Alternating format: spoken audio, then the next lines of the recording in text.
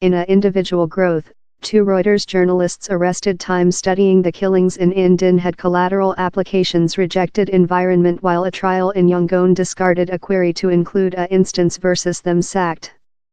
The journalists, W.A. Lonely and Kai Also person a maximal fine of 14 years in jail by the nation's formal secrets instrument.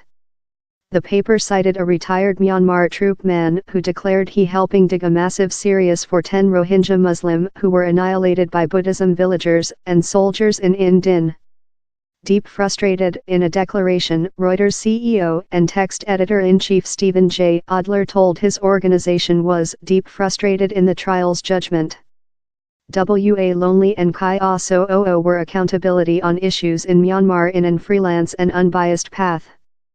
They include not disrupted any laws in the year of their news gathering and were just making their jobs. We will go on to do all we can to save their produce, Adler told. The governing was done on W.A. Lonely's date of birth. Household and friends of the journalists collected external the court building for the governing in a date of birth Pan Ei Monday. W.A. Lonely's woman insisted her man was harmless and tearfully begged authorities to produce the reporters while talk to print external the trial. Implicated in murder terrorists, Myanmar's war has furiously rejected any offense versus civilian population in the Rakhine country, pretending it has been conduct a fight versus terrorists how attack boundary outposts on August 25. All of the men implicated in the killings in Din were sacked of the war and condemned to 10-year difficult labor for the killings, on to the Tatmadaw Real News Story data crew, that is cited in the World Lighting of Myanmar.